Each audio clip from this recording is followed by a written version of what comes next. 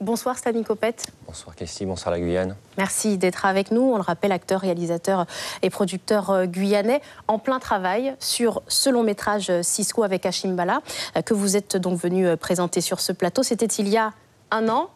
Un an plus tard, vous êtes au stade des castings. Ils sont lancés, on l'a vu avec une recherche très pointue dans le reportage, avec de nouveaux visages, toujours locaux. En tout cas, c'est votre volonté, des talents bruts à préparer avant le tournage. Expliquez-nous.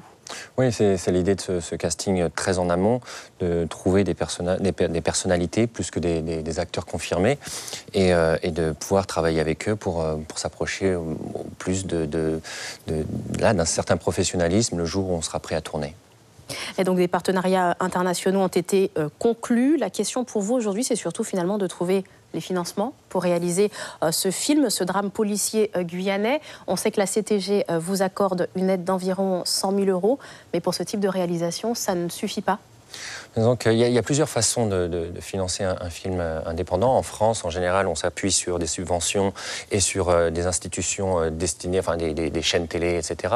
Et puis, il y a aussi l'école américaine qui s'ouvre à d'autres manières de financer les films indépendants. On pense à plus solliciter les privés, des personnes privées, des sociétés privées. Et nous, on a décidé... La France doit faire, la Guyane doit faire à la manière américaine plutôt que de susciter l'intérêt de l'Hexagone. Par notre expérience, Hachim et moi, qui avons fait notre formation aux États-Unis, qui vivons un peu à l'extérieur et qui ne sommes pas forcément franco-français, on a décidé de faire un métissage des deux méthodes. Et tout simplement parce qu'on a bien compris que l'extérieur de la Guyane ne s'intéresse pas vraiment aux histoires, à la culture de ce pays, enfin de ce département. Et tout ça, non pas parce qu'on n'a pas un public, on n'a pas des choses à raconter, on a des histoires universelles très fortes à raconter, mais tout simplement parce que ces décideurs ne voient pas l'intérêt de développer ces histoires. Donc l'idée, c'est que depuis Paris, on ne voit pas l'intérêt de financer un film en Exactement. Guyane. Donc on a décidé de faire appel de manière très importante aux premiers intéressés, c'est-à-dire les Guyanais et les sociétés guyanaises. Et c'est pour ça qu'on crée cet événement.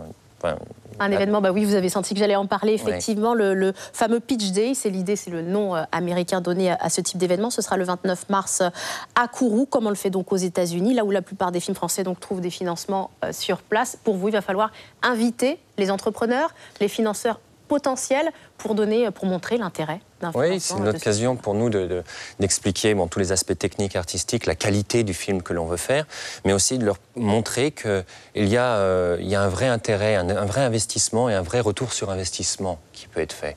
Et non seulement sur le plan culturel, sur le plan investissement social, etc., mais un retour sur investissement en termes financiers. Donc c'est tout le défi et c'est ce qui se fait assez communément aux États-Unis.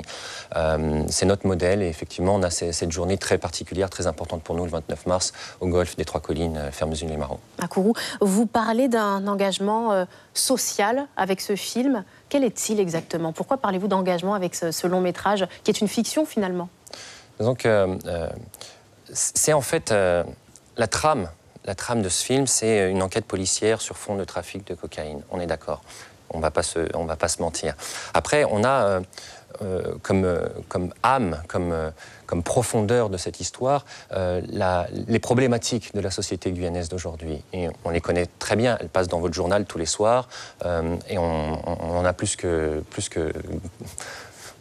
marre, pour tout vous dire, franchement, d'être dans cette situation. Donc, on a envie de donner des messages positifs à cette jeunesse guyanaise qui est l'avenir de notre département. Et ça passe par l'histoire de Cisco, pour nous en tous les cas, à notre niveau. Notre métier, c'est de faire du cinéma, c'est de raconter des histoires, et c'est notre engagement, effectivement, d'utiliser cette situation pour la transformer en quelque chose de positif. Et c'est le message qu'on veut aussi faire passer aux entrepreneurs, aux sociétés, qu'ils ont aussi leur rôle à jouer finalement et qu'ils peuvent nous accompagner dans cette aventure. Merci beaucoup Stanley Copette. Vous espérez, on le rappelle, démarrer le tournage l'an prochain. Nous prendrons évidemment des nouvelles de ce long métrage guyanais. Merci d'avoir répondu à nos questions. Suivez l'info sur Guyana Première, télé, radio et Internet.